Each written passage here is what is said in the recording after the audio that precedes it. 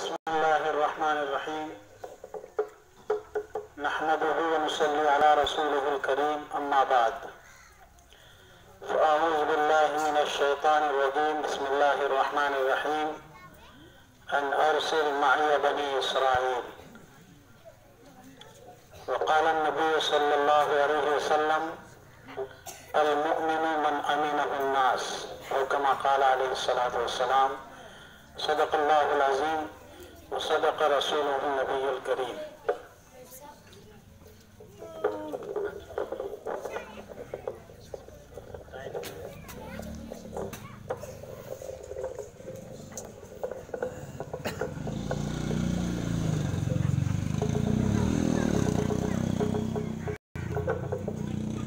حضرات علماء کرام، دانشوران قوم و ملت،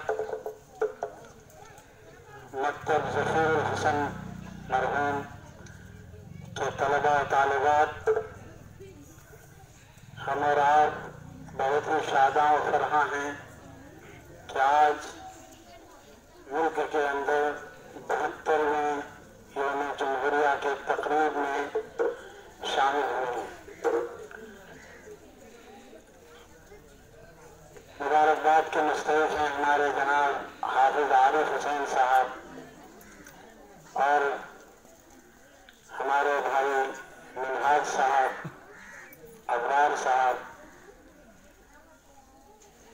کہ ان لوگوں نے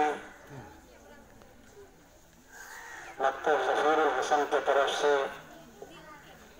باضابطہ ترنگا لہرا کر یوم جمہوریہ کے موقع سے اپنے آزاد ہونے اور جمہوری قوانین پر پابند عہد ہونے کا اعلان کیا۔ اس موقع پر ہمارے محترم مفتی حاکم صاحب نے بہت ہی تفصیلی باتیں کی۔ جنگ آزادی اور آزادی میں علماء کرام کی قربانی، مسلمانوں کے قائدانہ کردار، علماء کے اہم رول، اور پھر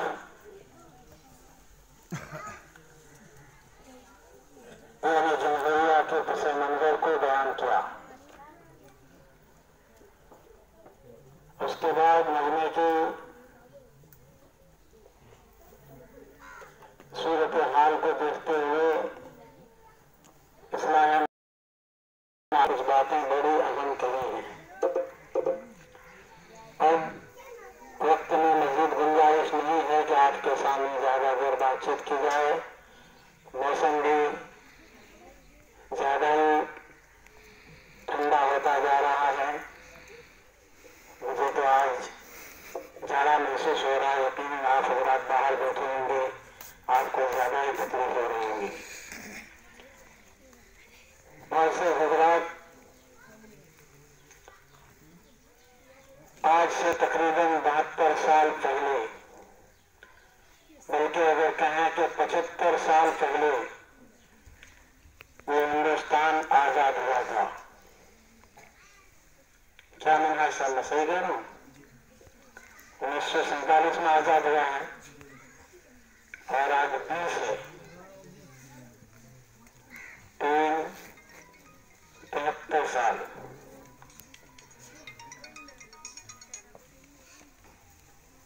انیس سو 47 میں یہ ملک آزاد ہوا ہے۔ 1947 کے 15 اگست کو ہندوستان کے اندر آزادی کا جھنڈا لہرایا گیا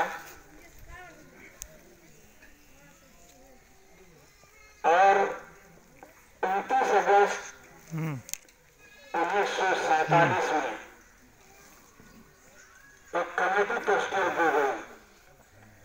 چونکہ ملک جب آزاد ہو گیا، انگریزوں کو بھگا دیا گیا، جب ہندو، مسلم، سکھ، عیسائی تمام لوگوں نے مل کر یہ فیصلہ لیا کہ ملک میں کچھ ایسا قانون بننا چاہیے جس کے ذریعے سے ملک کا ہر شہری محفوظ ہو جائے، ہر شہری کو اپنا اپنا حق مکمل ملنے لگے۔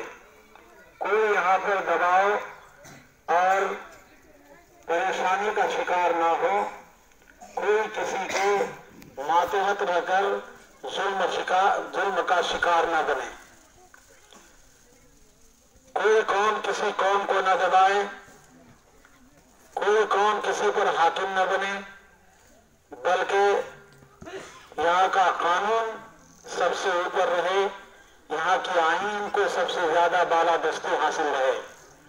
कानून ही सब कुछ है। यहाँ अक्सरियत अकलियत कोई चीज नहीं है। यहाँ कानून आगे रहेगा, कानून के तहत सबको हक दिया जाए। चुनांचे वो कानून बनाने के लिए, उन कवानीन को मुरत्तब करने के लिए 7 रुकनी कमेटी तश्कील दी गई। 1947 के 29 अगस्त को ये कमेटी तश्कील पाई, जिसमें डॉक्टर भीमराव अंबेडकर अहम आदमी रहे और इसमें एक नाम मुसलमान का भी है, मौलाना सादुल्लाह साहब। ये 7 लोगों ने कवानीन बनाए, आइन मुरत्तब किए और फिर एक मुकम्मल किताब बनने लगी और बीच बीच में हर सेशन में दस्तूर साज असेंबली में इसको पेश किया जाता रहा। इस किताब के हर शिक पर बात होती रही, गुफ्तगू होती रही, बहस चलती रही, ये कमी है, ये ज्यादती है। इस तरह से करके उस जमाने के बुद्धिजीवियों ने, अक्लमंदों ने, अहले दानिश ने, मुसलमान और हिंदुओं और दीगर कौमों के बड़े लीडरों ने मिलकर के इस मुल्क की सालमियत और इसकी हिफाजत के लिए हर कानून पर बाज़ाब्ता बहस की।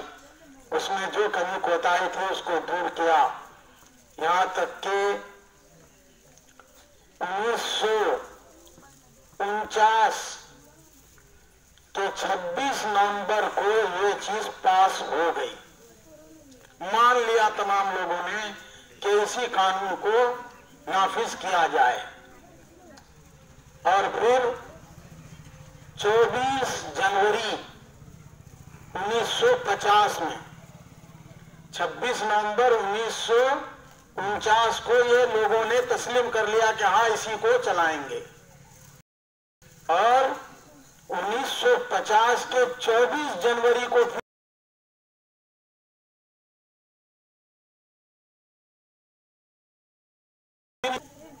इस किताब पर, इस दस्तूर पर दस्तखत किया। अलबत्ता मौलाना हसरत मोहानी रहमतुल्लाह अलैह ने उस वक्त ये कहकर के जरा सा एक नोट उसमें लिखा था कि ये कानून जो आप बनाए हैं ये भी कहीं न कहीं अंग्रेजों की ही हिमायत है इसमें भी, और इससे मकसद आजादी हासिल नहीं होगा।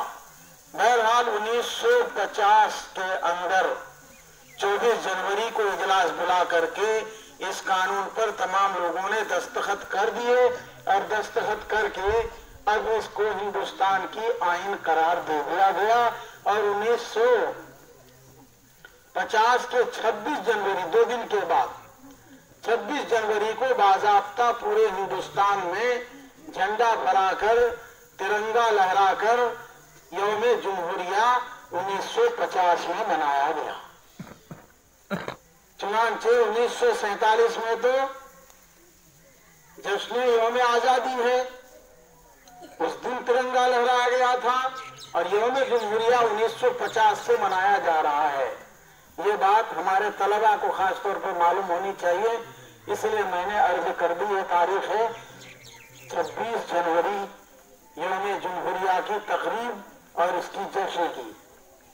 मेरे मुअज़्ज़िज़ बुजुर्गों, दोस्तों, 26 जनवरी जब जब आएगी इस मुल्क हिंदुस्तान में, तब तक हिंदुस्तान के हर बाशिंदा को ये जगाएगी और वो दिन याद दिलाएगी कि तुम्हारे पुरखों ने, तुम्हारे बुजुर्गों ने, तुम्हारे बड़ों ने बड़ी कुर्बानियां देकर इस मुल्क को आजाद किया है और इस मुल्क के अंदर एक यकसा कानून नाफिज किया है जो हिंदुओं के लिए, मुसलमानों के लिए, सिखों के लिए, ईसाइयों के लिए बराबर راستہ دیتا ہے، ہر ایک کو برابر کا حق دیتا ہے، ہر ایک کو اپنے اپنے مذہب پر رہتے ہوئے پوری طرح سے اپنے مذہب پر عمل کرتے ہوئے اس ملک میں جینے کا پورا پورا حق دیتا ہے۔ اس حق میں اگر کبھی کوئی رخنہ اندازی کرے، دخل اندازی کرے اور اس حق کو چھیننے کی کوشش کرے تو جس طرح سے اس زمانے کے لوگوں نے انگریزوں کو بھگانے کے لیے آزادی کی لہر چلائی تھی، تحریک چلائی تھی، اور بوریا نشینوں نے بوریا کو چھوڑا، خانقاہ والوں نے خانقاہ کو چھوڑا، مدرسے والوں نے مدرسوں کو چھوڑا، اسکول والوں نے اسکول کو چھوڑا، تمام لوگ ایک ہو کر ہندو مسلم سکھ عیسائی ایک پلیٹ فارم میں کھڑے ہو کر کے انہوں نے ہندوستان میں انگریزوں کے خلاف علم بغاوت بلند کیا تھا۔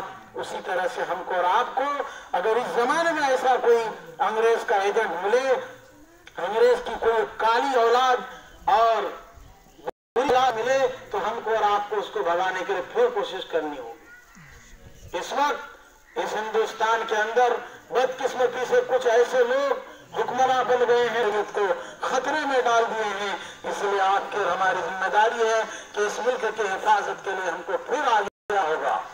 اس طرح سے اس ملک کی آزادی کے لیے ہمارے حضرت مولانا قاسم نانوتوی رحمۃ اللہ علیہ نے مدرسے کی بنیاد ڈالی تھی اور اس مدرسے کو آگے بڑھایا، یہی سوچ کر کے اس مدرسے کے اندر حق کے سپاہی پیدا ہوں گے، انسانیت کو بچانے والے پیدا ہوں گے، امن و آشتی کے علم بردار پیدا ہوں گے۔ چنانچہ دارالعلوم دیوبند کے ذریعے سے اسی طرح کے ہوئے اور پھر دارالعلوم دیوبند کے لوگوں نے ہی ہندوستان کو آزاد کیا۔ بدقسمتی سے ہماری تاریخ کچھ پیچھے رکھ دی جاتی ہے، بیک فوٹ پہ ڈال دی جاتی ہے، پیچھے رکھ کر کے ہم کو اندھیرے میں رکھا جاتا ہے۔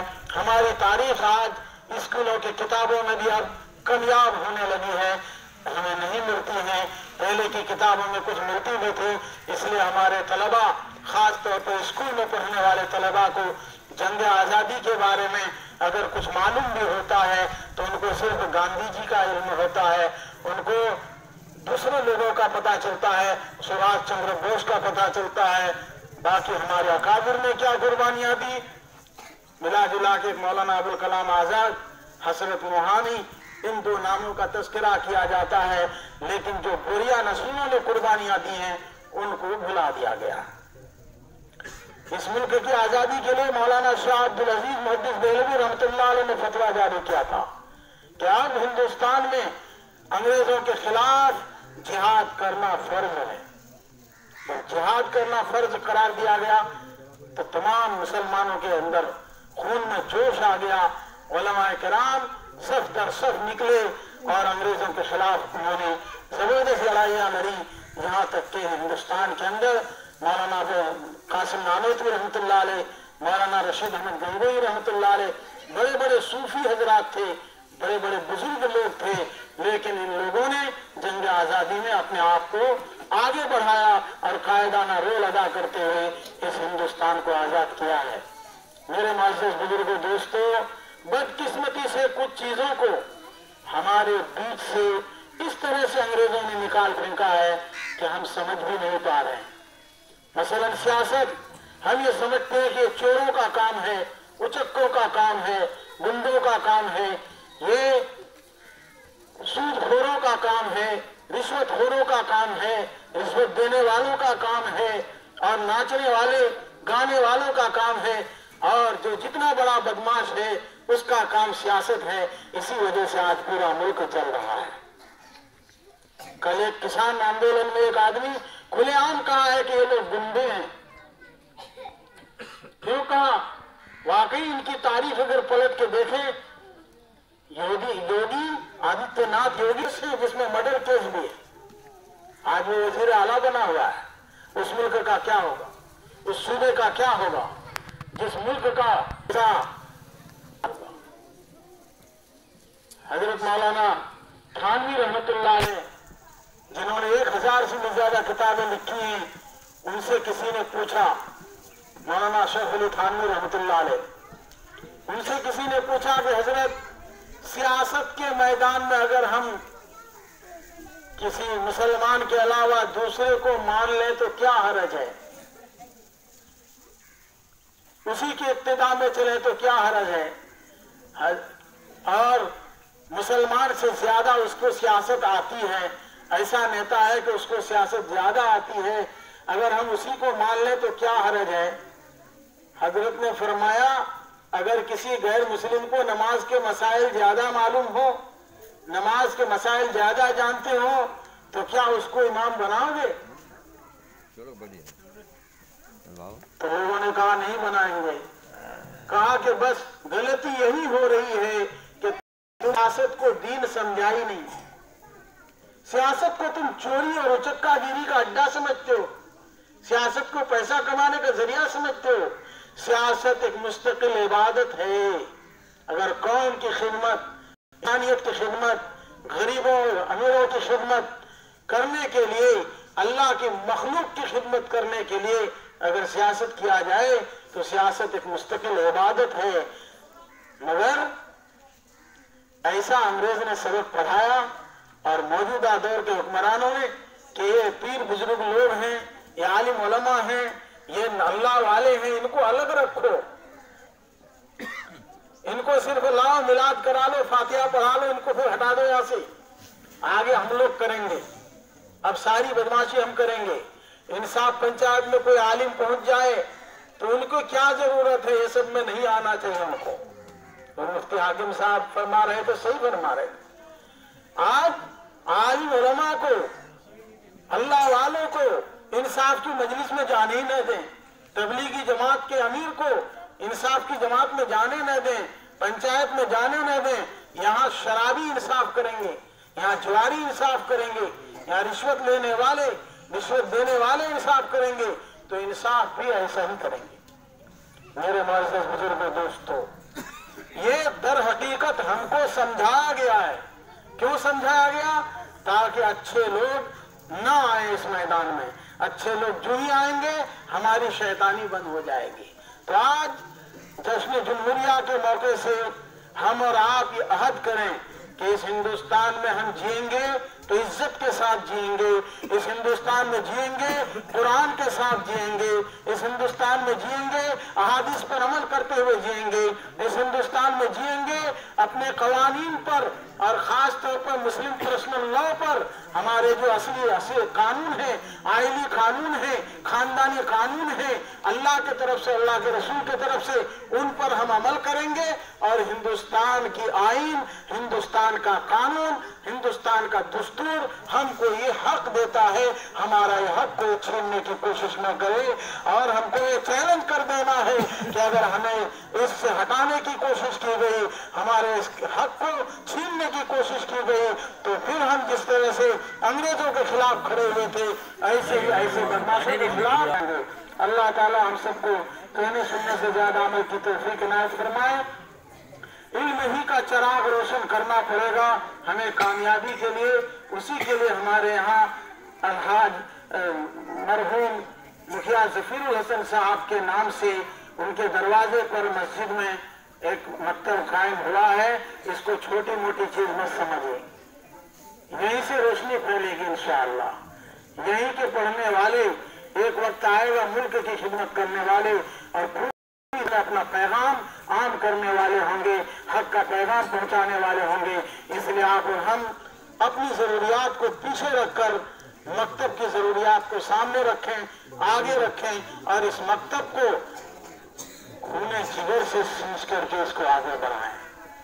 اللہ تبارک و تعالی اس مکتب کو، اس کے مدرس کو اور یہاں کے چلانے والوں کو اور طلباء و طالبات کو اللہ قبول فرمائے اور اس مکتب کو دن دن رات چوگنی ترقیات سے مالا مال فرمائے. انہیں چند باتوں کے ساتھ میں اپنی بات اختتام پذیر کرتا ہوں. وآخر دعوانا الحمدللہ رب العالمین.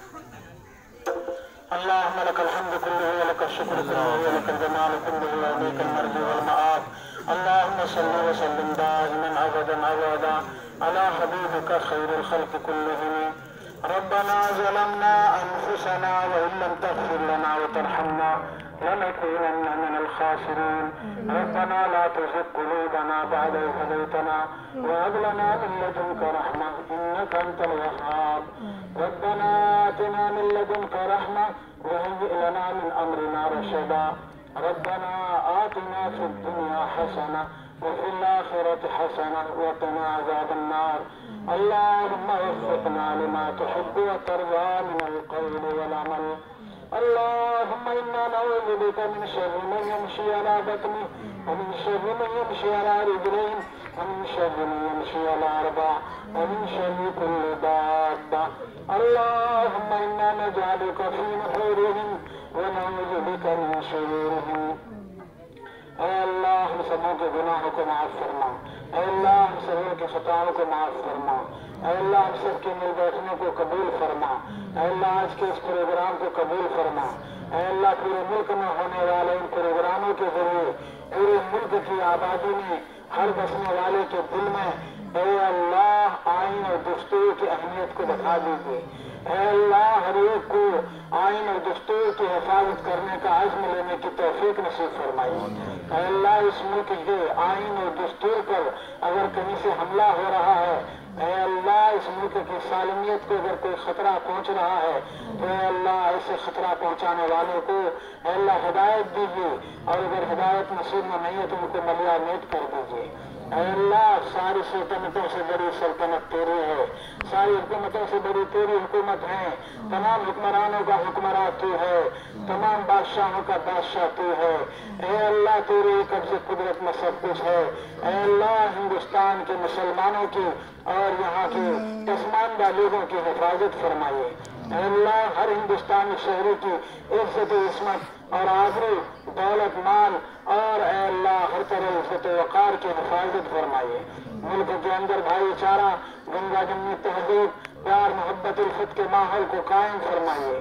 اے اللہ ہر ایک کو سمجھنے کی توفیق دیجیے. اے اللہ ہمارے ہندو بھائیوں کو بھی سمجھ نصیب فرمائیے.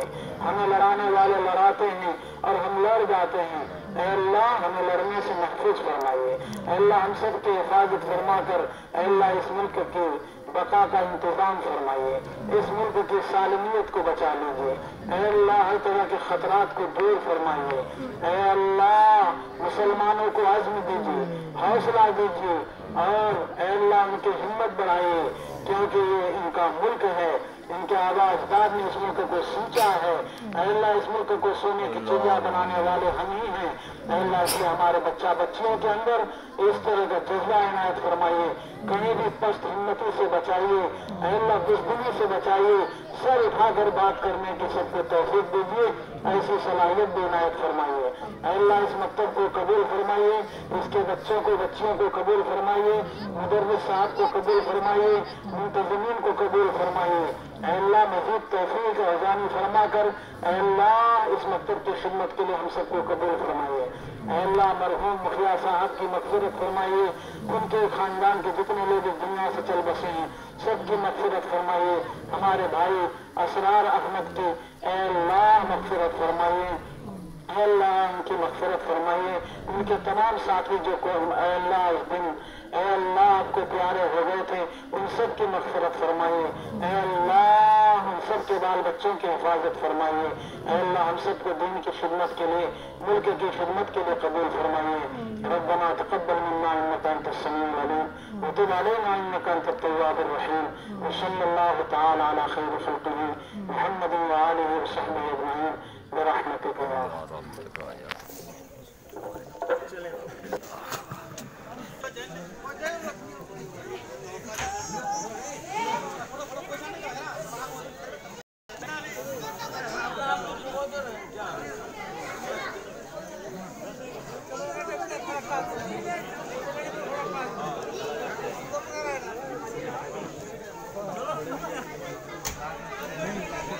Thank you.